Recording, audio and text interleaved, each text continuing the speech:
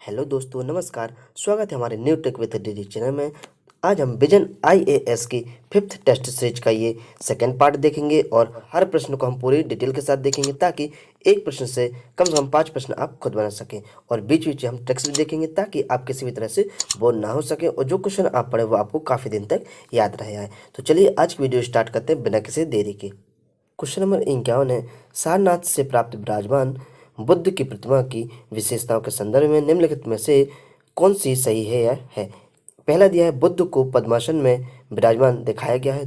दूसरा है, यह मूर्ति धम्मचक्र प्रवर्तन की घटना का निरूपण करती है। तो इनमें से आपको बताना है कौन सा सही उत्तर है। ए दिया है केवल एक, बी दिया है केवल दो, सी दिया है एक और दो दोनों, डी दिया है ना तो एक और ना ही दो। तो अब अपन देखिए कि इसमें बुद्ध की प्रतिमा से संबंधित अपन को विशेषता बताना है कि जो इसमें पहला दिया है, बुद्ध को पद्मासन में विराजमान दिखाया गया है, ये बिल्कुल सही है। और जो इसमें दूसरा कह रहा है कि यह मूर्ति धम्मचक्र प्रवर्तन की घटना का निरूपण करती है, तो ये भी इसका बिल्कुल सही आंसर है। यानी कि इसका सही आंसर हो जाएगा दोस्तों, आंसर नंबर इसका सी हो जाएगा। क्वेश्चन नंबर 52 है, मगध क्षेत्र पर शासन करने वाले निम्नलिखित राजवंशों को काल अनुक्रम में व्यवस्थापित कीजिए। पहला दिया है मौर्य वंश, दूसरा दिया है शिशुनाग, तीसरा दिया है नंद वंश और चौथा दिया है हर्यंक वंश। तो नीचे दिए गए कोड का प्रयोग कर सही उत्तर चुनिए। ए नंबर दिया है 2 4 1 3, बी नंबर दिया है 4 3 1 2, सी दिया है 4 2 3 1 और डी दिया है 2 4 3 1। तो इन्हें से आपको बताना कौन सा सही उत्तर है। तो अब अपन देखिए कि इसमें जो सबसे पहले हर्यक वंश आया था, हर्यक वंश का 6वीं शताब्दी ईसा पूर्व से 413 शताब्दी 413 ईसा पूर्व तक था इनका कार्यकाल। और जो इसमें दूसरे में आया था, दूसरे में शिशु नागवंश आया था, इसका कार्यकाल कब था, इसका जो कार्यकाल था वो 413 ईसा पूर्व से लेके 345 ईसा पूर्व तक था। और फिर उसके बाद आया था नंदवंश, और जो नंदवंश के जो राजा थे वो पद्मानंद जो थे वो प्रथम गैर क्षत्रिय राजवंश थे जिन्होंने बलपूर्वक काल अशोक से सिंहासन प्राप्त किया था। और उसके बाद फिर आए थे चंद्रगुप्त मौर्य आया था, जिनमें चाणक्य के सहयोग से चंद्रगुप्त मौर्य ने नंद राजवंश के शासन को समाप्त कर दिया था। उसके बाद आया था मौर्य वंश आया था। तो यानी कि इसका सही आंसर हो जाएगा दोस्तों सी हो जाएगा, यानी कि 4 2 3 1 हो जाएगा। अब अपन चलते हैं next question. Question number 53, Sindhu घाटी सभ्यता की मोहरों के संदर्भ में निम्नलिखित कथनों में से कौन से से सही है या है। पहला दिया है, मोहरें मुख्यतः वाणिज्यिक उद्देश्य के लिए निर्मित की गई थी। दूसरा है, मोहरें अधिकांशतः हाथी दांत से निर्मित थी। और तीसरा है, प्रत्येक मोहर जो है चित्रात्मक लिपि में उत्कीर्णित है। तो इनमें से बताना है कि कौन सा सही उत्तर है। ए दिया है केवल 1 और 3, बी दिया है केवल 2 और 3, सी दिया है केवल 1 और डी दिया है केवल 1 और 2। तो इनमें से आपको बताना कौन सा सही आंसर। तो अब अपन देखिए कि इसमें जो दिया है कि मोहरें मुख्यतः वाणिज्यिक उद्देश्य के लिए निर्मित की गई थी, तो ये बिल्कुल सही है। और जो इसमें दूसरा है कि मोहरें अधिकांशतः हाथी दांत से निर्मित थी, तो ये बिल्कुल गलत है, क्योंकि मोहरें जो थी अधिकांशतः हाथी दांत से निर्मित ना होकर ये स्टेटाइट और जो टेराकोटा था उससे निर्मित होती थी। और जो हाथी दांत से निर्मित होती थी वो बहुत कम होती थी, ना कि अधिकांशतः होती। तो ये वाला यानी दूसरा वाला इसका गलत हो जाएगा। और जो तीसरा इसका कि प्रत्येक मोहर जो है वो चित्रात्मक लिपि पर में उत्कीर्णित है, तो ये वाला इसका बिल्कुल सही आंसर हो जाएगा। यानी कि इसका सही आंसर हो जाएगा, आंसर नंबर इसका ए हो जाएगा, केवल 1 और 3 हो जाएगा। अब अपन चलते question number next. Question number 54 है, कभी कभी सुर्खियों में रहा लास्ट ग्लेशियन मैक्सिमम शब्द संदर्भित करता है।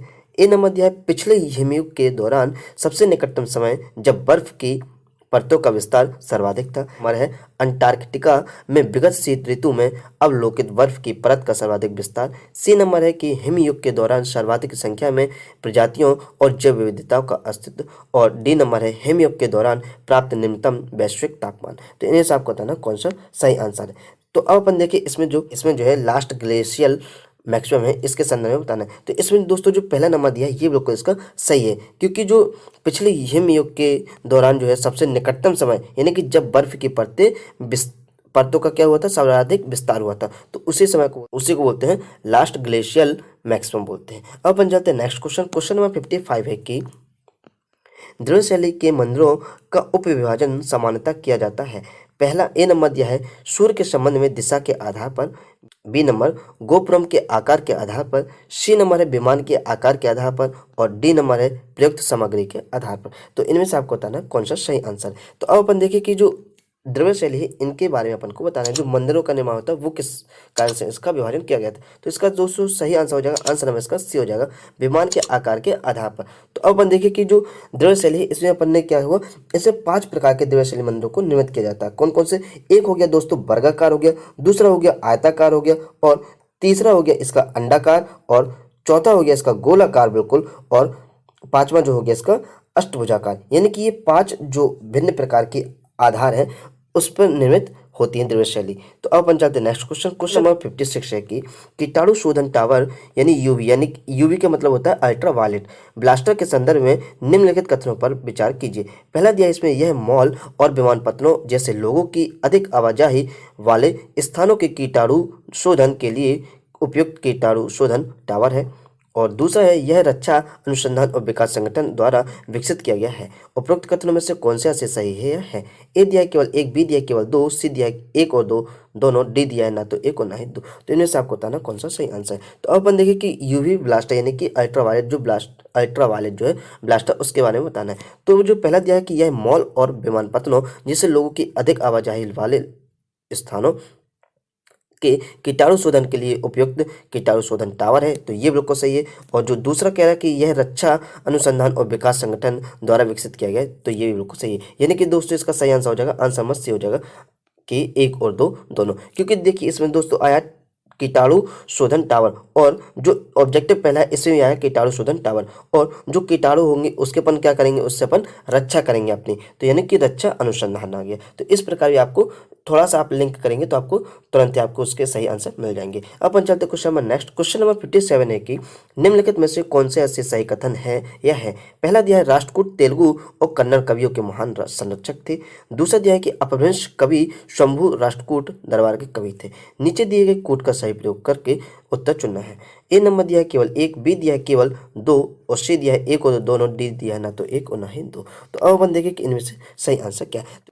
इसमें पहला दिया है, राष्ट्रकूट तेलुगु और कन्नड़ कवियों के महान संरक्षक थे, तो ये वाला इसका बिल्कुल सही है। और जो इसमें दूसरा है कि अपभ्रंश कवि जो है शंभु राष्ट्रकूट दरबार के कवि थे, तो ये भी बिल्कुल इसका सही आंसर है। तो यानी कि दोस्तों इसका सही आंसर हो जाएगा आंसर नंबर सी, 1 और 2 दोनों हो जाएगा। अब अपन चलते हैं नेक्स्ट क्वेश्चन। क्वेश्चन नंबर 58 है कि क्वेश्चन नंबर 58, निम्नलिखित में से कौन सा साहित्यिक स्रोत वेदांत का मूल पाठ है? ए नंबर है शुल्ब सूत्र, बी नंबर है श्रुत सूत्र, सी ब्रह्मसूत्र और डी धर्मसूत्र। तो इनमें से आपको बताना कौन सा सही आंसर है। तो अब अपन देखिए कि जो वेदांत सूत्र यानी वेदांत मूल, जो वेदांत शब्द होता है उसका अर्थ होता है कि वेद का अंत होना, जो वेद होते हैं उसका अंत होना, वो कहलाता है वेदांत।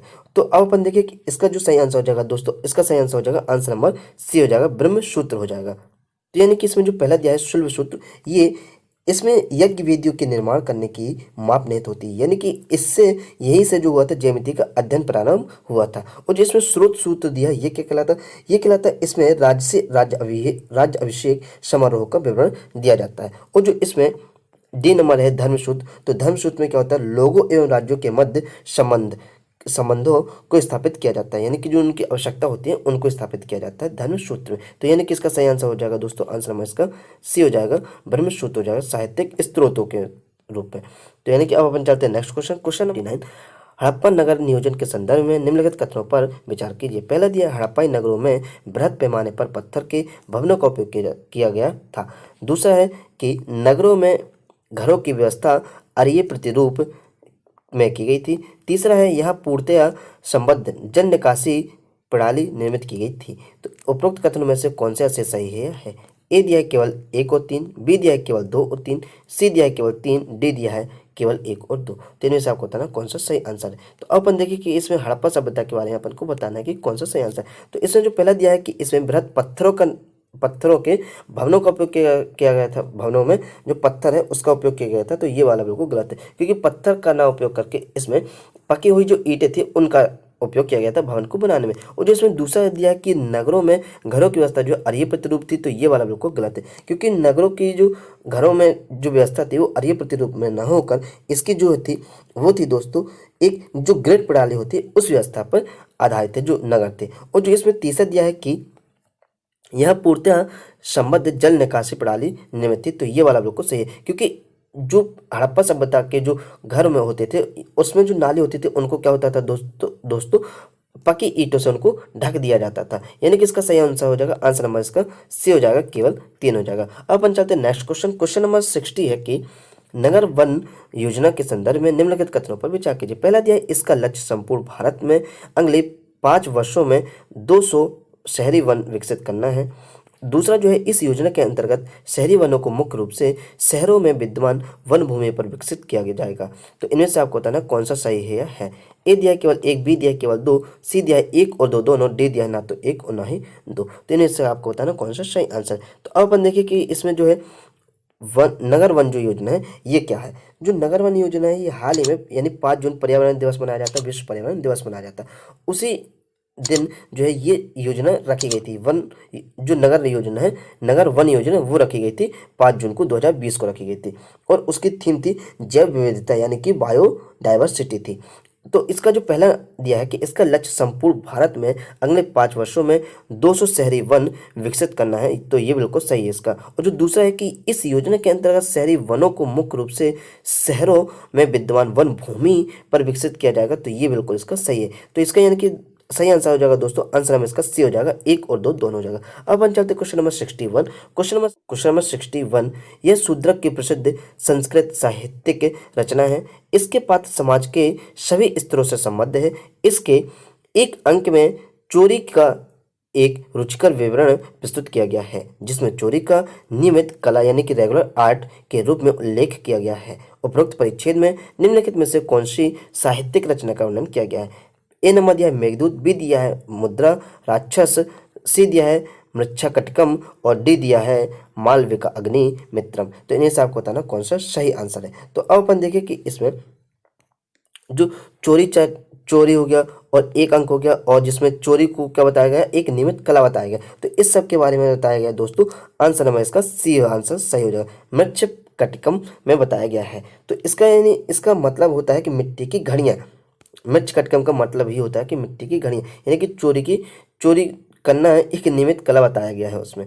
और अब अपन देखिए कि इसमें जो पहला दिया है कि मेघदूतम, तो मेघदूत क्या है दोस्तों। मेघदूत एक कालिदास द्वारा रचित एक प्रगीत काव्य है, जिसमें दोस्तों एक जो ऋषि होते थे, यानी कि इसमें कुबेर ने अपने सेवक यक्ष को कर्तव्य प्रसाद के कारण 1 वर्ष के लिए नगर से निष्कासन कर दिया था। और इसमें जो है यक्ष निर्वासित होकर मध्य भारत में निवास करता है और वहां से गुजरने वाले मेघ से हिमालय पर्वत में कैलाश पर अलका नगरी में निवासित अपनी पत्नी को संदेश पहुंचाने के लिए अनुरोध करता है। यानी कि जो मेघदूत है, तो इसमें अपन को पता चल गया। और जो इसमें मुद्रा राक्षस है, ये क्या कहलाता है। मुद्रा राक्षस एक विशाखा दत्त जो है द्वारा संस्कृत भाषा में रचित एक नाटक है।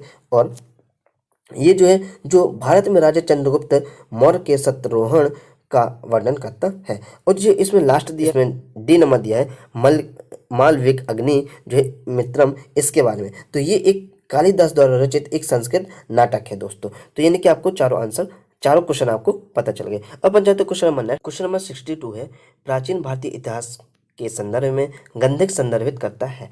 ए व्यापार श्रेणी को, बी सैन्य शिविरों को, सी गंधियों को और डी है कारागार को। तो इन्हें से आपको बताना कौन सा सही आंसर है। तो अब अपन देखिए कि इसमें शब्द आया है दोस्तों गंधक। तो गंधक शब्द किससे होगा, यानी गंधियों से। यानी कि इसका सही आंसर हो जाएगा दोस्तों, आंसर हमें इसका सी हो जाएगा, गंधियों को। तो इसका सही आंसर हो जाएगा दोस्तों, आंसर हमें इसका सी हो जाएगा, गंधियों को संदर्भित करता है। तो अब अपन देखिए कि जो ये गंधी होते हैं ये क्या कहलाता है। जो गंधी होते हैं वो एक इत्र बेचने वाले व्यापारी होते हैं, उन्हीं को बोलते हैं गंधक। क्योंकि इत्र से क्या होता है, गंध टाइप की आती है, एक अलग सी गंध आती है। कोई भी यदि लगा देते हैं तो उसके से अलग ही गंध टाइप की आती है। तो यानी कि जो गंधक होते हैं वो क्या करते थे, इत्र बेचने का व्यापार करते थे। तो अब अपन जाते हैं question number next. Question number 63, निम्नलिखित में से कौन से जैन धर्म का या के मूल सिद्धांत है या है। पहला, संपूर्ण जगत जो है प्राणवान है। दूसरा जो है बिहारों में निवास करना मोक्ष की अनिवार्य शर्त है। और तीसरा, जन्म और पुनर्जन्म का चक्र जो है कर्म द्वारा निर्धारित होता है। और नीचे दिए गए कूट का प्रयोग कर सही उत्तर चुनिए। ए नंबर दिया है केवल 2 और 3, बी दिया है केवल 1 और 3, सी दिया है 1, 2 और 3, बी और डी दिया है केवल 2। तो इनमें से आपको बताना कौन सा सही आंसर है। तो अब अपन देखिए कि जो जैन धर्म के बारे में अपन को बताना है, इनके जो सिद्धांत है। तो जो इसमें पहला दिया है संपूर्ण जगत क्या है, प्राणवान है। तो ये बिल्कुल सही है, क्योंकि संपूर्ण जगत जो उनको क्या मानते हैं, ये प्राणवान मानते हैं। यहाँ तक कि पत्थर हो गए, चट्टान हो गए और जल को भी क्या मानते हैं, उसमें भी जीवन है। और जो इसमें दूसरा है कि बिहारों में निवास करना मोक्ष का अनिवार्य शर्त है मोक्ष की, तो ये वाला भी बिल्कुल सही हो जाएगा। और जो इसमें तीसरा है कि जन्म और पुनर्जन्म का चक्र कर्म द्वारा निर्धारित होता है, तो ये बिल्कुल सही है। तो यानी कि इसका दोस्तों सही आंसर हो जाएगा, आंसर नंबर इसका सी हो जाएगा 1, 2 और 3। यदि अपन बुद्ध की बात करें तो बुद्ध क्या होते हैं, जन्म और पुनर्जन्म के चक्र में जो कर्म है उसका निर्धारण नहीं करते, यानी कि जन्म और पुनर्जन्म पे वो विश्वास नहीं करते बौद्ध धर्म जो होते हैं। अब अपन चलते हैं नेक्स्ट क्वेश्चन नंबर 64। हाल ही में सुर्खियों में रहा रेस टू जीरो अभियान है। पहला है कि कार्बन फुटप्रिंट कम करने और अर्थव्यवस्थाओं को कार्बन मुक्त बनाने हेतु एक बहुहितधारक पहल है। बी नंबर है 2030 तक सभी रूपों में निर्धनता को समाप्त करने के लिए आरंभ किया गया अभियान है। सी नंबर है स्वस्थ जीवन शैली के प्रोत्साहन हेतु भारत में स्वास्थ्य पेशेवरों द्वारा प्रारंभ एक पहल है। डी नंबर है भारत में सड़क दुर्घटनाओं में होने वाली मृत्युओं की संख्या को कम करने के लिए सड़क परिवहन और राजमार्ग मंत्रालय के नेतृत्व में एक कार्यक्रम है। तो इनमें से आपको बताना कौन सा सही आंसर है। तो अब अपन देखिए कि इसमें जो रेस टू जीरो का मतलब है कि जो कार्बन फुटप्रिंट है उसको कम करना और अर्थव्यवस्थाओं को कार्बन मुक्त बनाने हेतु एक बहुहितधारक पहल लाना, यानी कि इसका सही आंसर हो जाएगा दोस्तों, आंसर नंबर इसका ए हो जाएगा। अब अपन चलते question number next. Question number 65 है कि हाल ही में सुर्खियों में रही शेषनाग ट्रेन है। ए नंबर भारतीय रेलवे द्वारा चालित अब तक की सबसे लंबी ट्रेन है। बी नंबर है भारत की प्रथम मैग्लेव ट्रेन प्रणाली है। सी नंबर है प्रारंभ की गई नई सुपरफास्ट बुलेट ट्रेन है। और डी नंबर है भारत की प्रथम लंबी दूरी की विद्युत चलित ट्रेन है। तो इनमें से आपको बताना कौन सा सही आंसर इसका है। तो अब अपन देखिए कि जो शेषनाग है, शेषनाग अभी हाल ही में थी कि भारतीय रेलवे द्वारा चालित अब तक के सबसे लंबी ट्रेन। यदि अपन इसकी लंबाई बात करें तो इसकी लंबाई 2.8 किलोमीटर इसकी लंबाई है, यानी जो कि सबसे अधिक है। और इसमें दोस्तों 4 इंजन लगाए गए हैं। तो यानी कि इसका सही आंसर हो जाएगा दोस्तों, आंसर नंबर इसका ए हो जाएगा। तो इसका सही आंसर हो जाएगा दोस्तों, आंसर नंबर ए हो जाएगा। अब अपन चलते हैं question number next. Question number 66। महाजनपद काल में कराधान प्रणाली के संदर्भ में निम्नलिखित कथनों पर विचार कीजिए। पहला दिया है भुगतान केवल वस्तु के रूप में किया जाता था क्योंकि इस अवधि में सिक्कों का उपयोग पूर्णतः प्रचलित नहीं था। और दूसरा जो है कारीगरों और व्यापारियों को करों का भुगतान करने में छूट दी गई थी। उपरोक्त कथनों में से कौन से ऐसे सही है या है? ए केवल एक, बी केवल दो, सी एक और दो दोनों, डी ना तो एक और ना ही दो। तो अब अपन देखिए कि इनमें से कौन सा आंसर सही है। तो अपन पहला जो इसमें दिया है कि भुगतान केवल वस्तु के रूप में किया जाता था, तो ये बिल्कुल गलत है क्योंकि भुगतान जो होता था केवल वस्तु के रूप में ना करके वस्तु और सिक्कों दोनों के रूप में इसका उपयोग किया जाता था। और जो इसमें दूसरा है कि कारीगरों और व्यापारियों को करों का भुगतान करने में छूट दी गई थी, तो ये वाला भी बिल्कुल इसका गलत है क्योंकि इसमें किसी भी तरह से न कारीगरों और न व्यापारियों को किसी भी तरह से इसमें छूट नहीं दी गई थी। तो यानी कि इसका सही आंसर हो जाएगा दोस्तों, आंसर में इसका डी हो जाएगा, ना तो एक और ना ही दो। अब अपन चलते क्वेश्चन नंबर 67 है। मोहम्मद बिन तुगलक के संबंध में निम्नलिखित कथनों पर विचार कीजिए। पहला दिया है उसने अपनी राजधानी दिल्ली से देवगिरी स्थानांतरित की। दूसरा है उसने कृषि के लिए दीवान ए अमीर कोही नामक एक अलग विभाग की स्थापना की। तीसरा जो है महान सूफी संत शेख निजामुद्दीन औलिया उसके समकालीन थे। उपरोक्त कथनों में से कौन से ऐसे सही है? ए नंबर 1, 2 और 3, बी नंबर है केवल 2 और 3, सी है केवल 1 और 3, डी केवल 1 और 2। तो इनमें से आपको बताना कौन सा सही आंसर है। तो अब अपन देखिए कि जो मोहम्मद बिन तुगलक के संबंध में अपन को बताना है। पहला जो इसमें दिया है कि उसने अपनी राजधानी दिल्ली से देवगिरी स्थानांतरित की थी। यह हालांकि बहुत मुश्किल काम था, लेकिन उसने जो अपनी राजधानी वो दिल्ली से देवगिरी स्थानांतरित कर ली थी। तो यानी कि पहला बिल्कुल सही है। और जो दूसरा है कि उसने कृषि के लिए दीवान ए अमीर कोही नामक एक अलग विभाग की स्थापना की थी, तो ये वाला बिल्कुल सही हो जाएगा। और जो इसमें तीसरा है कि महान सूफी संत शेख निजामुद्दीन औलिया उसके समकालीन थे, तो ये वाला भी बिल्कुल सही आंसर हो जाएगा। यानी कि इसका सही आंसर हो जाएगा दोस्तों, आंसर नंबर ए हो जाएगा, 1, 2 और 3 हो जाएगा। अब बन जाते question number next. Question number 68। Global initiative on sharing all influenza data यानी कि GISAID के संदर्भ में निम्नलिखित कथनों पर विचार कीजिए। पहला दिया है इसका उद्देश्य कोविड-19 सहित सभी इन्फ्लुएंजा वायरस के डेटा के त्वरित साझाकरण को प्रोत्साहित करना है। दूसरा जो है GISAID को विश्व स्वास्थ्य संगठन यानी WHO और यूरोपीय संघ से प्रशासित सहायता प्राप्त होती है। तो इनमें से आपको बताना कौन सा इससे सही है। एक दिया है केवल एक, बी दिया है केवल दो, सी दिया है एक और दो दोनों, डी दिया है ना तो एक और ना ही दो। तो अब अपन देखिए कि इनमें से सही आंसर इसका कौन सा है। तो इसमें जो पहला दिया है कि इसका उद्देश्य कोविड-19 सहित सभी इन्फ्लुएंजा वायरस के डेटा के त्वरित साझाकरण को प्रोत्साहित करना है, ये बिल्कुल सही है। इसमें जो दूसरा है कि GISAID को विश्व स्वास्थ्य संगठन और यूरोपीय संघ से प्रशासित सहायता प्राप्त होती है, तो ये वाला बिल्कुल गलत है, क्योंकि इनको फ्रोइंडे वॉन के द्वारा इसको सहायता प्राप्त होती है, ना कि विश्व स्वास्थ्य संगठन और यूरोपीय संघ से प्राप्त होती है। तो यानी कि इसका सही आंसर हो जाएगा, आंसर नंबर ए हो जाएगा, केवल एक हो जाएगा। अब अपन जाते क्वेश्चन नंबर नेक्स्ट। क्वेश्चन 69 है कि निम्नलिखित मंदिर स्थापत्य कला विशेषताओं पर विचार कीजिए। पहला दिया है रेखा पीढ़, दूसरा दिया है पीढ़ा देउल और तीसरा दिया है खाखरा देउल।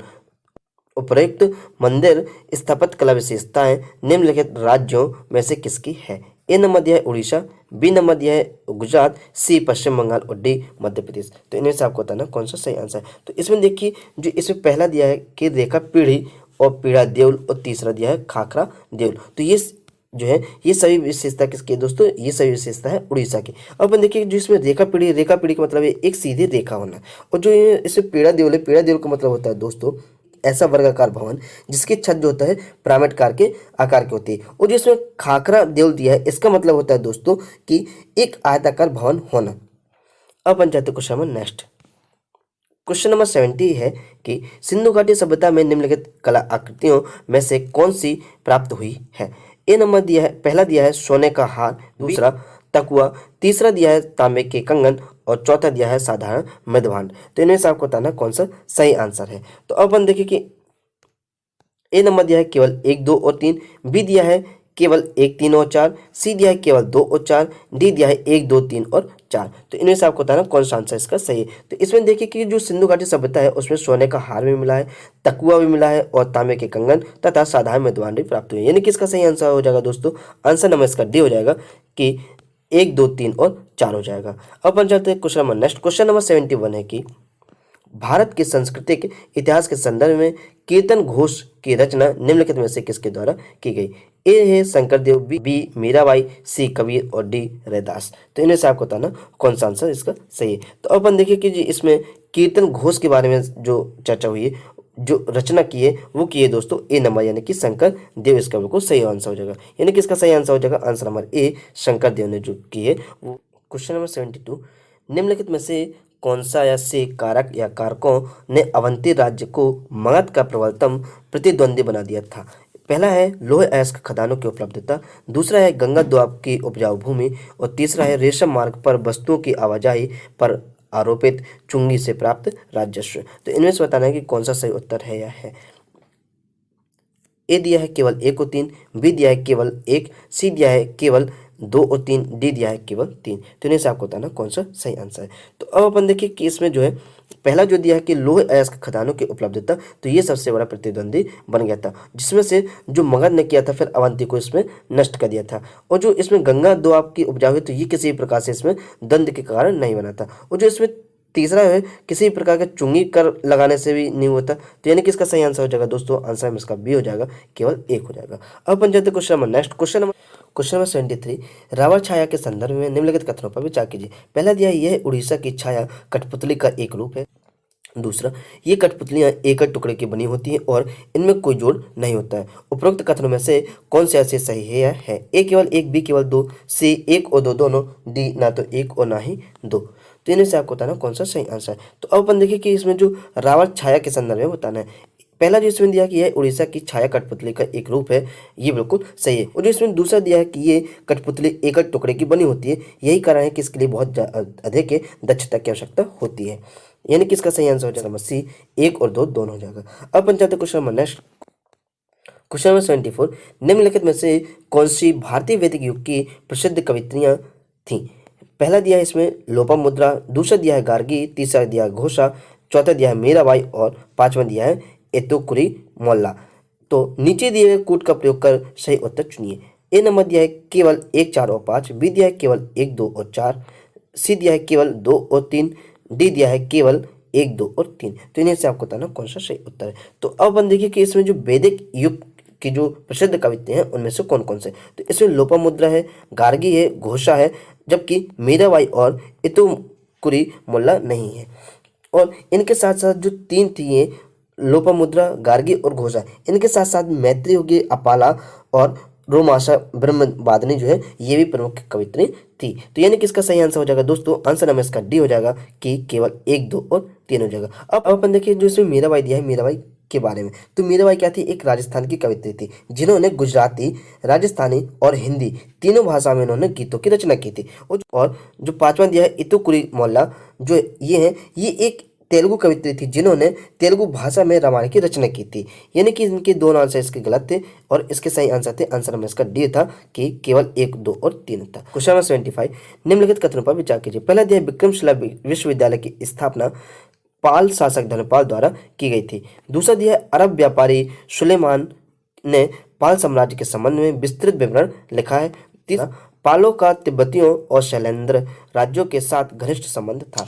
उपरोक्त कथनों में से कौन सा सही है ये बताना है। ए नंबर दिया है केवल 1 और 2, बी दिया है केवल 1 और 3, सी दिया है केवल 2 और 3, डी दिया है 1, 2 और 3। तो इन्हें से आपको बताना कौन सा आंसर इसका सही है। तो अपन देखिए कि इसमें जो विक्रमशिला विश्वविद्यालय की स्थापना पाल शासक जो है धर्मपाल द्वारा की गई थी, ये बिल्कुल सही है। जो इसमें दूसरा दिया है कि अरब व्यापारी सुलेमान ने पाल साम्राज्य के संबंध में विस्तृत विवरण लिखा था, तो ये भी बिल्कुल सही है। और जो इसमें तीसरा दिया है कि पालों का तिब्बतियों और शैलेंद्र जो राज्यों थे उनके साथ घनिष्ठ संबंध था, तो ये भी बिल्कुल इसका सही है। यानी कि इसका दोस्तों सही आंसर हो जाएगा, आंसर नंबर इसका डी हो जाएगा, 1, 2 और 3 हो जाएगा। अब अपन चलते question number next question number 76, Tanjore चित्रकला के संबंध में निम्नलिखित कथनों पर विचार कीजिए। पहला दिया है यह एक प्रकार की लघु चित्रकला है। दूसरा दिया है यह गुप्त काल के दौरान समृद्ध हुई। तीसरा है लघु चित्रों में दिखाई देने वाला शंकु रूप जो है मुकुट इस चित्रकला की एक प्रतीकात्मक विशेषता है। उपरोक्त कथनों में से कौन से सही है। ए दिया है केवल 1 और 2, बी दिया है केवल 2 और 3, सी केवल 1 और 3, डी 1, 2 और 3। तो इन्हें से आपको बताना कौन सा सही आंसर है। तो अपन देखिए कि इसमें दोस्तों जो पहला दिया है कि तंजौर चित्रकला के संबंध में कि यह एक लघु चित्रकला, ये बिल्कुल सही है। और जो दूसरा दिया है कि ये गुप्त काल के दौरान समृद्ध हुई थी, तो ये बिल्कुल गलत है, क्योंकि ये गुप्त काल में न होके ये दोस्तों हुई थी 18वीं सदी के अंत से और 19वीं शताब्दी के प्रारंभ में ये जो हुई थी वो समृद्ध हुई थी। और जो इसमें तीसरा है कि लघु चित्रों में दिखाई देने वाला शंकुरूप मुकुट इस चित्रकला की एक प्रतीकात्मक विशेषता है। जो इसमें मुकुट है वही इस चित्रकला की एक प्रतीकात्मक विशेषता है, तो ये बिल्कुल इसका सही है। यानी कि दोस्तों इसका सही आंसर हो जाएगा, आंसर नंबर इसका सी हो जाएगा। क्वेश्चन नंबर 77 है कि शिवाजी के अधीन प्रशासन के संदर्भ में निम्नलिखित कथनों में से कौन सा सही नहीं है दोस्तों। तो पहला दिया है कि शिवाजी के अधीन प्रशासन मुख्यतः दक्षिणी राज्यों की प्रशासन पद्धतियों के अनुरूप था। दूसरा दिया है बी नंबर है उसने राज्यों के मामलों पर परामर्श देने हेतु मंत्रिपरिषद की नियुक्ति की थी। सी नंबर है उसने जमींदार यानी देशमुखी प्रणाली को समाप्त कर दिया। और नंबर नियमित सैनिकों के वेतन का नगद और राजस्व अनुदान दोनों में भुगतान किया जाता था। तो इन्हें से दोस्तों बताना है कि कौन सा सही नहीं है। तो अपन देखें कि जो शिवाजी की यानी कि जो इसमें पहला आंसर दिया है कि प्रशासन पद्धतियों के अनुरूप था दक्षिणी राज्यों की, तो ये बिल्कुल सही है। और जो इसमें दूसरा दिया है कि उसने राज्यों के मामलों पर परामर्श देते हुए मंत्रिपरिषद यानी कि इस समय इनकी कितनी थी मंत्रिपरिषद, वो 8 थी मंत्रिपरिषद, और जो मंत्रिपरिषद में 8 सदस्य होते थे। और जो इसमें तीसरा है सी नंबर जो दिया है ये दिया है कि उसने जमींदार प्रणाली को समाप्त कर दिया था, तो ये इसका बिल्कुल गलत है। तो यानी कि इसमें बताना सही नहीं है, तो इसका यानी कि सही आंसर हो जाएगा दोस्तों, आंसर नंबर सी हो जाएगा, क्योंकि कोई भी राजा हो या सरकार हो वो कभी भी कर समाप्त नहीं कर सकती। क्वेश्चन नंबर 78 है निम्नलिखित कथनों पर विचार कीजिए। पहला दिया है बलवन द्वारा एक पृथक सैन्य विभाग या दीवान ए अर्ज की स्थापना की गई। दूसरा है कि दिल्ली सल्तनत के अंतर्गत आरिज ए मुबालिक के सशस्त्र बलों का सेनापति था। उपरोक्त कथनों में से कौन से ऐसे सही है या है। ए केवल 1, बी केवल 2, सी 1 और दोनों, डी ना तो 1 और ना ही 2। तो इन्हें से आपको बताना कौन सा सही आंसर है इसका। तो जो इससे पहला दिया है कि बलवन द्वारा एक पृथक सैन्य विभाग या दीवान ए अर्ज की स्थापना की गई, तो ये वाला इसका बिल्कुल सही आंसर है दोस्तों। इसमें जो दूसरा दिया है दिल्ली सल्तनत के अंतर्गत आरिज ए मुबालिक जो था वो सशस्त्र बलों का सेनापति होता था, तो ये बिल्कुल इसका गलत है, क्योंकि वो स्वयं सुल्तान ही सेनापति होता था, उसमें स्वयं सुल्तान होता था वही सेनापति होता था, ना कि एक अलग से होता था। और अपन देखिए जो इसमें आरिज ए मुबालिक था ये क्या करता था, ये जो होता था प्रत्येक सिपाहियों की भूमिका का विवरण करता था, एकत्रित करता था यानी। तो यानी कि इसका सही आंसर दोस्तों हो जाएगा, आंसर हमें इसका ए हो जाएगा, केवल 1 हो जाएगा। क्वेश्चन नंबर 79 है, मध्यकालीन भारत में शिक्षा के संदर्भ में निम्नलिखित कथनों पर विचार कीजिए। पहला दिया है, इस काल में जन शिक्षा की अवधारणा प्रचलित नहीं थी। दूसरा, शिल्प या व्यवसाय की शिक्षा प्रदान करने का उत्तरदायित्व सामान्यतः व्यापार संघों और विशिष्ट परिवारों के लिए छोड़ दिया गया था। तीसरा है, प्राचीन काल की तुलना में विज्ञान का विकास अपेक्षाकृत मंद हो गया था। उपरोक्त कथनों में से कौन से सही हैं? ए दिया है केवल 1 और 2, बी दिया है केवल 2 और 3, सी केवल 1 और 3, डी 1, 2 और 3। तो इनमें से आपको बताना कौन सा सही आंसर है। तो अब अपन देखिए कि इसमें मध्यकालीन में जो भारत की शिक्षा थी उसके संदर्भ में पहला जो दिया है, इस काल में जन शिक्षा की अवधारणा प्रचलित नहीं थी, ये बिल्कुल इसका सही है। और जो दूसरा दिया है कि इसमें व्यापार संघों और विशिष्ट परिवारों के लिए छोड़ दिया गया था, यानी जो शिक्षा प्रदान करने का, तो ये भी बिल्कुल इसका सही है। और जिसमें तीसरा दिया है कि प्राचीन काल की तुलना में विज्ञान का विकास अपेक्षाकृत मंद हो गया था, तो ये भी इसका बिल्कुल सही आंसर है। यानी कि इसका दोस्तों सही आंसर हो जाएगा, आंसर हमें इसका डी हो जाएगा, 1, 2 और 3 हो जाएगा। अब अपन चलते question number next, question number 80, निम्नलिखित कथनों पर विचार कीजिए। पहला दिया है, पूर्व वैदिक काल के दौरान भूमि सुस्थापित निजी संपत्ति थी। दूसरा दिया है, आर्यों द्वारा ऋग्वैदिक काल के दौरान अधिकांश युद्ध भूमि संपत्तियों के लिए लड़े गए थे। और तीसरा जो है, पुरंदर वैदिक काल में सेनापति की भूमिका निभाने वाला ऋग्वैदिक देवता था। उपरोक्त कथनों में से कौन से अच्छे सही है या है? ए दिया है केवल 1 और 3, बी दिया है केवल 2, सी दिया है केवल 3, डी दिया है केवल 1 और 2। तो इन्हें से आपको बताना कौन सा सही आंसर है। तो अब हम देखिए कि इसमें जो पहले दिया है दोस्तों कि पूर्व वैदिक में भूमि सुस्थापित निजी संपत्ति थी, तो ये बिल्कुल गलत है। उस समय दोस्तों लोगों को जहाँ भूमि मिलती थी वही भूमि अपनी करने लगते थे, उस समय कोई भी निजी संपत्ति नहीं होती थी। और जो इसका दूसरा है कि आर्यों द्वारा ऋग्वैदिक काल के दौरान अधिकांश युद्ध जो है वो भूमि संपत्ति के लिए लड़े गए थे, तो ये बिल्कुल गलत है। भूमि संपत्ति के लिए न लड़के ये अधिकांश जो थे उस समय पशुपालन जो था बहुत आवश्यक था, और पशुपालन को वो बहुत महत्व देते थे। तो इसलिए उस समय जो था वो जो युद्ध लड़े गए थे वो गायों के लिए लड़े गए थे, ना कि भूमि और संपत्ति के लिए लड़े गए थे। और जो इसमें तीसरा दिया है कि पुरंदर वैदिक काल में सेनापति की भूमिका निभाने वाला ऋग्वैदिक देवता था, तो ये इसका बिल्कुल सही हो जाएगा। यानी कि इसका दोस्तों सही आंसर हो जाएगा, आंसर में इसका सी हो जाएगा, केवल 3 हो जाएगा। अब अपन चलते question number next, question number 81, मध्यकालीन भारत के धार्मिक इतिहास के संदर्भ में उलेमा शब्द संदर्भित करता है। पहला ए नंबर दिया है, सूफी संतों के मध्य वार्तालाप के संग्रह को। बी दिया है, सूफी संतों की जीवनी संबंधी लेख को। सी नंबर दिया है कि सामाजिक राजनीतिक जीवन का त्याग करने वाले मुस्लिम उपासकों या धर्मगुरुओं को। डी नंबर दिया है, इस्लामिक दर्शन के विद्वान और मुस्लिम शासकों के सलाहकारों को। तो इनमें से आपको बताना कौन सा सही आंसर है। तो अब अपन देखिए कि इसमें जो उलेमाओं है इनके बारे में अपन को बताना है। तो उलेमाओं जो है वार्तालाप के संग्रह को कहा जाता है, ये बिल्कुल गलत है। और जो जीवनी संबंधी लेख को, ये भी बिल्कुल गलत है। और जो इसमें तीसरा सी नंबर दिया है कि मुस्लिम उपासकों या धर्म गुरुओं को कहा जाता है, तो ये बिल्कुल गलत है। यानी कि इसका सही आंसर हो जाएगा दोस्तों, आंसर में इसका डी हो जाएगा कि इस्लामिक दर्शन के विद्वान, क्योंकि जो उलेमाओं हैं उनको विद्वान ही कहा जाता था उस समय, और मुस्लिम शासकों को ये सलाह भी देते थे। यानी कि इसका सही आंसर हो जाएगा, आंसर नंबर डी हो जाएगा। अब अपन जाते question number next, question number 82, भारतीय संगीत के संदर्भ में कमाचा है, तो बताना है कि जो कमाचा है वो क्या है। ए नंबर दिया संकीर्तन नृत्य से जुड़ा संगीतात्मक वाद्य यंत्र है। बी नंबर दिया असम के मैदानी इलाकों में पाई जाने वाली हिंदुस्तानी संगीत की शैली है। सी नंबर है हिंदुस्तानी संगीत में प्रयुक्त मधुर रचना। और डी नंबर दिया है, डी नंबर मंगड़िया समुदाय द्वारा उपयोग किया जाने वाला धनुषा का संगीतात्मक वाद्य यंत्र है। तो इनमें से आपको बताना कौन सा सही है। तो जो कमाचा होते, कमाचा एक ऐसा समुदाय होता है जो धनुषा का जो संगीतात्मक होते उसको वाद्य यंत्र को बजाते हैं। और जो ये बजाते हैं वो कौन से समुदाय होते हैं, वो होते हैं मगड़ियार जो समुदाय होते हैं वो इन्हीं को बजाते हैं। यानी कि दोस्तों इसका सही आंसर हो जाएगा, आंसर नंबर इसका डी हो जाएगा कि जो मगड़ियार समुदाय है उनके द्वारा उपयोग किए जाने वाला धनुषा का संगीतात्मक वाद्य यंत्र था कमाचा। तो अब बन जाते question number next, question number 83 है, प्रसिद्ध शिल्पकारी तकनीक मोम सांचा जो है वो संबंधित है। ए नंबर दिया है कि दीवार की सजावट के लिए जड़ाऊ कार्य है। बी धातु की मूर्तिकला। सी मृदभांड। और डी गुम्बद निर्माण है। तो इनमें से आपको बताना कि कौन सा इसका सही आंसर है। तो अब अपन देखिए कि इसमें जो है इसमें बताया गया कि मोम साचा, तो मोम साचा के बारे में बताना है। तो मोम साचा क्या है, ना तो जड़ाऊकार है, ना ही मध्यभांड है और ना ही गुंबद निर्माण है, यानी कि एक धातु की मूर्ति है, जो कि अपन ने पहले भी देखा था। जो हड़प्पा सभ्यता में जो अपन को नर्तकी की मूर्ति मिली थी वो एक धातु की ही थी, यानी कांच मूर्ति थी। तो यानी कि धातु की मूर्ति कला का वर्णन किया गया था। तो यानी कि दोस्तों इसका सही आंसर हो जाएगा, आंसर नंबर इसका बी हो जाएगा कि धातु की मूर्ति कला है। अब अपन चलते question number next, question number 84, निम्नलिखित में से कौन सा मंदिर जो है जैन धर्म से संबंधित है। पहला दिया है पार्श्वनाथ मंदिर खजुराहो में, दूसरा दिया है दिलवाड़ा मंदिर जो माउंट आबू में है, और तीसरा जो है सौर यानी तट मंदिर जो महाबलीपुरम में है। ये सब जैन मंदिर से संबंधित है। तो इन्हें से आपको बताना कौन सा सही है।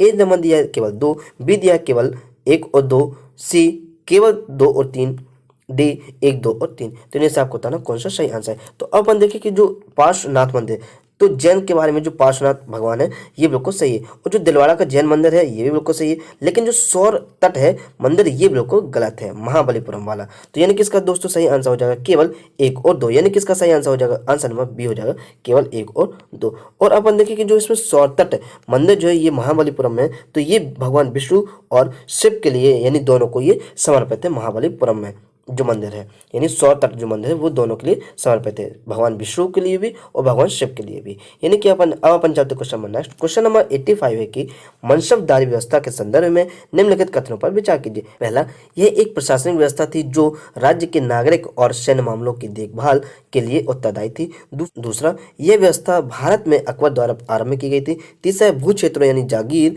के आवंटन के रूप में मनसबदारों को भुगतान किया जाता था। उपरोक्त कथनों में से कौन सा से सही है या है। ए दिया है केवल 1 और 2, बी दिया है केवल 2, सी दिया है केवल 1 और डी दिया है 1, 2 और 3। तो इन्हें से आपको बताना कौन सा सही आंसर है। तो अपन देखिए कि मनसबदारी, जो मनसबदारी होता है उसका मतलब क्या होता है दोस्तों। मनसबदारी का मतलब होता है एक ऐसा पद या श्रेणी होना जिसमें जो व्यक्ति होता है उनके पास एक मन से विचार या मन से निर्णय लेने के लिए उनके पास एक अलग से विचार होता है, एक अलग से उनके पास निर्णय होता है। और अब अपन देखिए जो इसमें पहला दिया है कि यह एक प्रशासनिक व्यवस्था थी, तो ये बिल्कुल सही है। और जिसमें दूसरा है कि यह व्यवस्था भारत में अकबर द्वारा आरंभ की गई, ये भी बिल्कुल सही है। लेकिन जो इसमें तीसरा है कि भू क्षेत्रों के आवंटन के रूप में मनसबदारों को भुगतान किया जाता था, तो ये भी बिल्कुल इसका सही है। यानी कि दोस्तों इसका सही आंसर हो जाएगा, आंसर नंबर इसका डी हो जाएगा, 1, 2 और 3 हो जाएगा। अब अपन चलते question number next, question number 86 है कि निम्नलिखित में से कौन सी मुगल काल के दौरान आयात की प्रमुख मदें थी। पहला दिया है हाथी दांत, दूसरा दिया है तांबा, तीसरा दिया है सोरा और चौथा दिया है युद्ध के घोड़े। तो इन्हीं से आपको बताना कौन सा सही आंसर है। पहला ए नंबर दिया है केवल 1 और 3, बी दिया है केवल 1, 3 और 4, सी दिया है केवल 1, 3 और 4, डी दिया है केवल 1, 2 और 4। तो इन्हीं से आपको बताना कि कौन सा सही आंसर है। तो अपन देखिए कि मुगल काल के दौरान जो आयात की प्रमुख मदें थी वो क्या है। तो इसमें जो दिया है पहला हाथी दांत बिल्कुल सही है, और जो दूसरा तांबा भी है, और जो सोरा ये बिल्कुल गलत है, और जो चौथा है कि युद्ध के घोड़े हैं ये बिल्कुल सही है। यानी कि दोस्तों इसका सही आंसर हो जाएगा, आंसर में इसका डी हो जाएगा कि केवल 1, 2 और 4 हो जाएगा। अब अपन देखिए कि इसमें जो सोरा है वो क्या है, ये बिल्कुल इसका गलत आंसर है, क्योंकि जो सोरा है ये जो होता था ये निर्यात की जाती थी दोस्तों वस्तु, ना कि आयात की जाती थी। यानी कि इसका तीसरा वाला बिल्कुल गलत हो जाएगा। यानी कि इसका दोस्तों सही आंसर था, अपना सही आंसर था answer number D. Next question number 87 है कि निम्नलिखित युगों पर विचार कीजिए। एक तरफ दिया है भित्ति चित्रकारी, दूसरी तरफ दिया है राज्य। पहला दिया है पिथौरा जो है पश्चिम बंगाल का है, दूसरा जो है बाग जो है मध्य प्रदेश का है, और तीसरा जो है बाली है वो गुजरात का है। उपरोक्त युगों में से कौन से ऐसे सही सुमेलित है या है।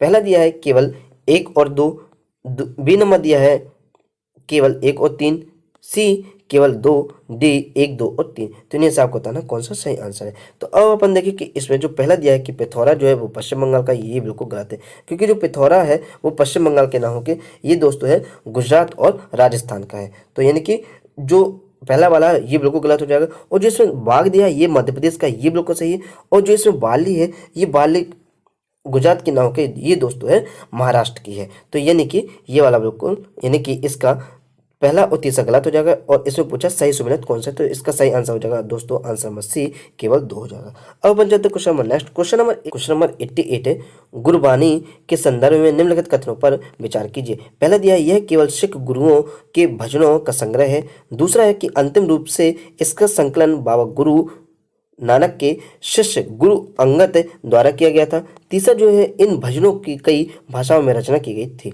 उपरोक्त कथनों में से कौन से अस्सी सही है? ए दिया है केवल 1, बी दिया है केवल 3, सी दिया है 1, 2 और 3, डी दिया है उपरोक्त में से कोई नहीं। तो इनमें से आपको बताना है कि कौन सा इसका सही आंसर है। तो अब अपन देखिए कि जो पहला दिया है कि यह केवल सिख गुरुओं के भजनों का संग्रह है, तो ये बिल्कुल इसका गलत है, क्योंकि ये केवल सिख गुरु के भजनों का संकलन ना होकर ये सभी का संकलित है। यानी कि अपन देखें कि जो फांसी है, रविदास है, कबीर है, सभी भक्तों के संकलन का है ये, ना कि सिख बस का है। तो यानी कि पहला वाला इसका बिल्कुल गलत हो जाएगा। और जो दूसरा है इसमें कि अंतिम रूप से इसका आवंटन बाबा गुरु नानक के जो शिष्य हैं उनके द्वारा किया गया था, तो ये बिल्कुल गलत है, क्योंकि जो इसका संकलन किया गया था वो पांचवें जो गुरु थे वो गुरु अर्जुन देव थे जो थे उनके द्वारा किया गया था, ना कि बाबा गुरु नानक के द्वारा किया गया था।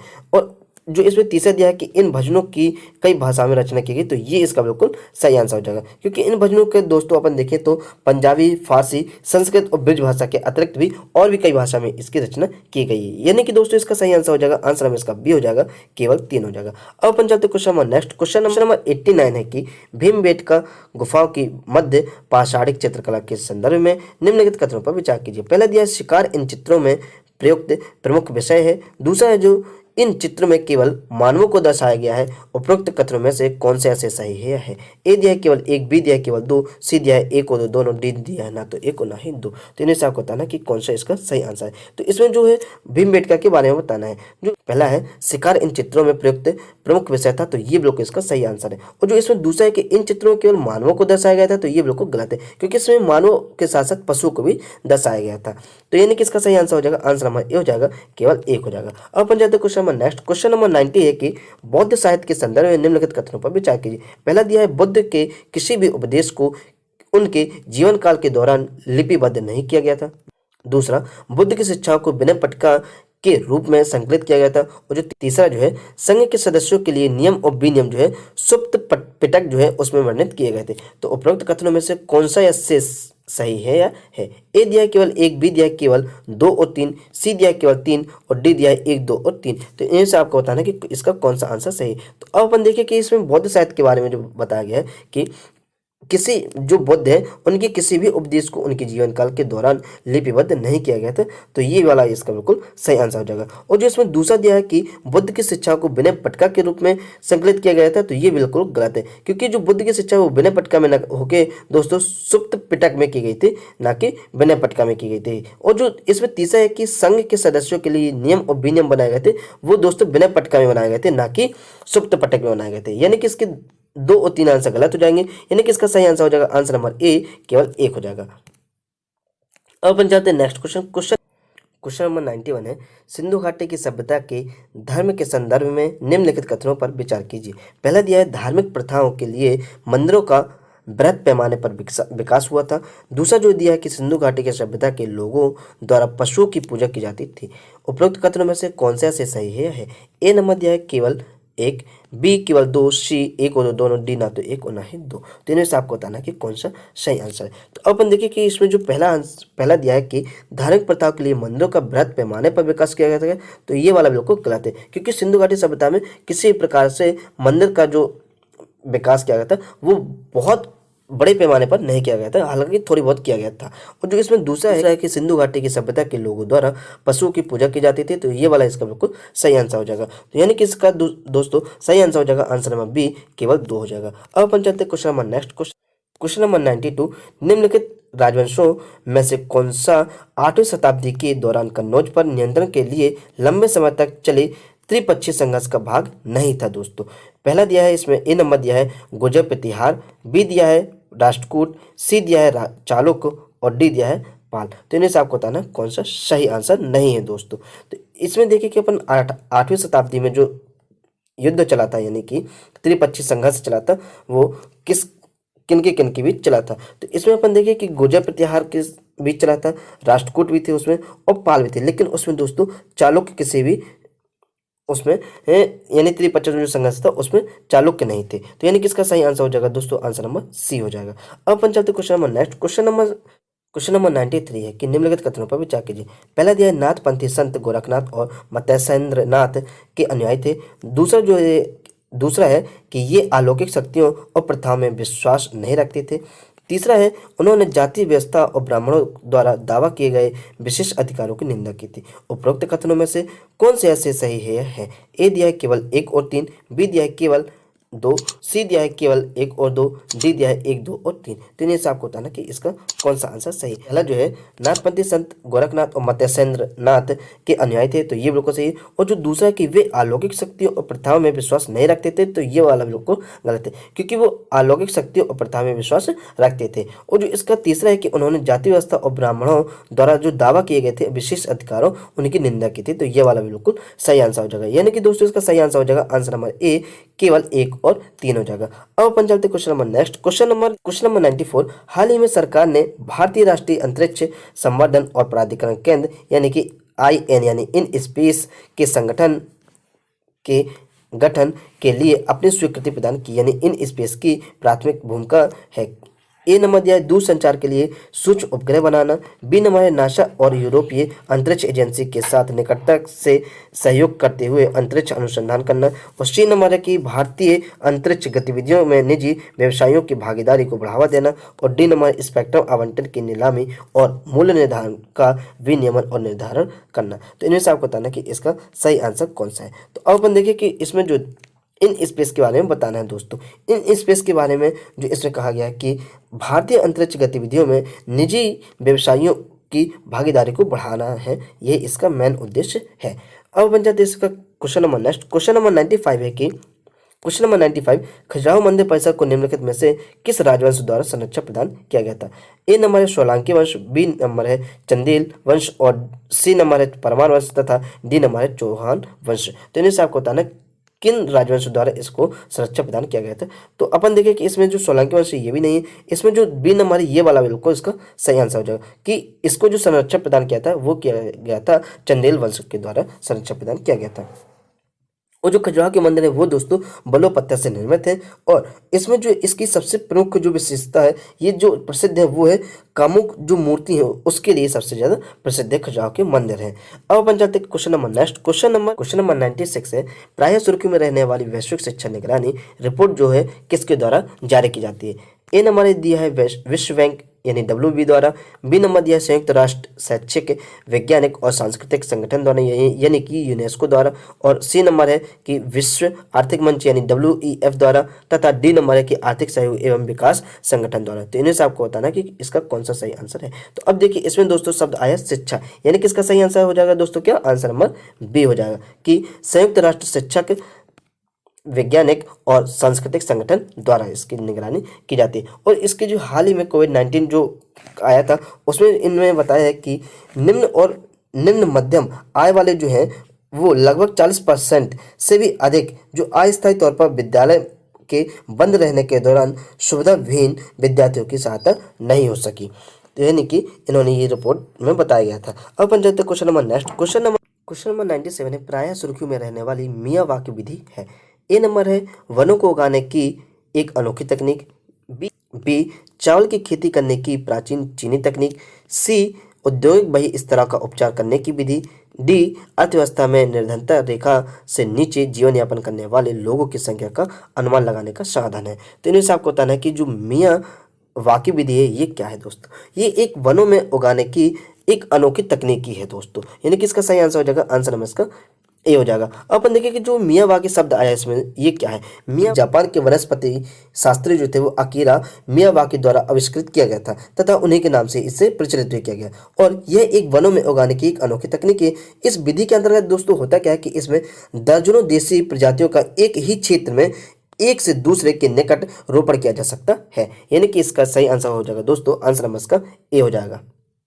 अब बन जाते question number next, question number 98 है कि सम्राट अशोक के शासनकाल के संबंध में निम्नलिखित कथनों पर विचार कीजिए। पहला, अपने अभिलेखों के माध्यम से प्रजा से प्रत्यक्ष संवाद करने वाला प्रथम भारतीय सम्राट था।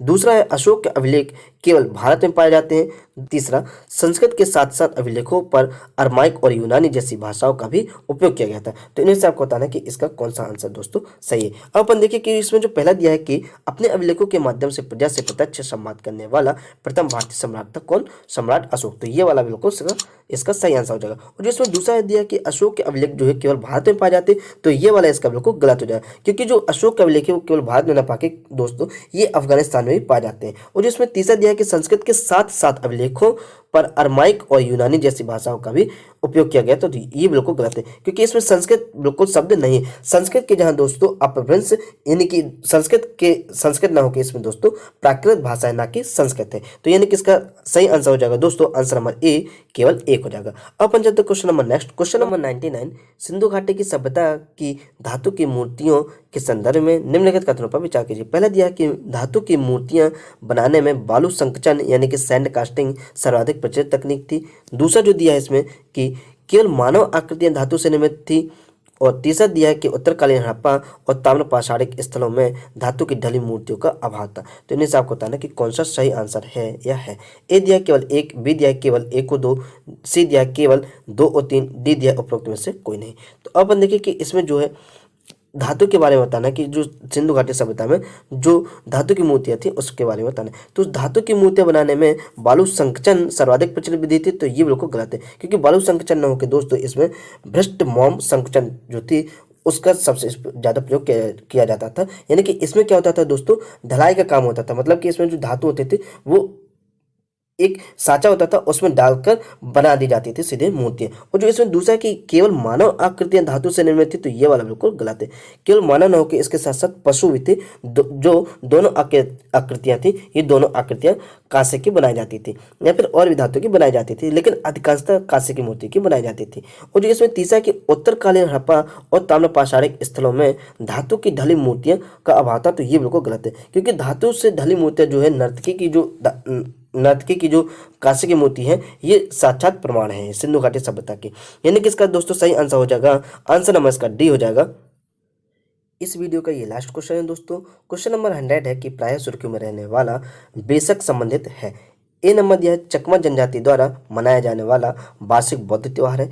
बी है केरल में वार्षिक भैंसा दौड़ प्रतियोगिता है। सी है नागालैंड का पारंपरिक हाथ से बुना कपड़ा जिसे हाल ही में जीआई टैग प्रदान किया गया। और डी है आंध्र प्रदेश की एक रंगमंच परंपरा है। तो इन्हें से आपको बताना कि कौन सा इसका सही आंसर है। तो अब अपन देखिए जो बेशक है दोस्तों, और तो इसका सही आंसर दोस्तों हो जाएगा आंसर नंबर इसका ए हो जाएगा कि चकमा जनजाति द्वारा मनाया जाने वाला वार्षिक बौद्ध त्योहार है। जो चकमा जनजाति होती है ये कहाँ कहाँ, तो ये दक्षिण पूर्व बांग्लादेश के चटगांव पहाड़ी क्षेत्र मिजोरम और भारत के जो चकमा स्वायत्त जिला परिषद है वहाँ पर भी बहुत बड़े समुदाय पाया जाता है। और अब अपन देखेंगे जो ये बेशक है शब्द ये कहाँ से आया है दोस्तों।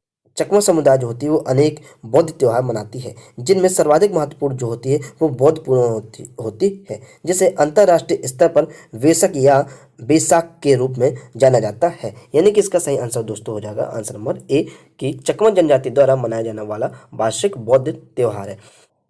दोस्तों यदि ये वीडियो आपको अच्छी लगी हो तो इस वीडियो को लाइक करें, अपने दोस्तों के साथ शेयर करें, और हमारे चैनल पर यदि आप नए हैं तो इस चैनल को सब्सक्राइब जरूर कर लें और नोटिफिकेशन जरूर दबा लें, ताकि जैसी नई वीडियो आए उसकी आपको नोटिफिकेशन मिलती रहे। अब मिलते हैं अपन नेक्स्ट वीडियो, जब तक के लिए जय हिंद, जय भारत, और अपना ध्यान रखिए और घर पर ही रहिए।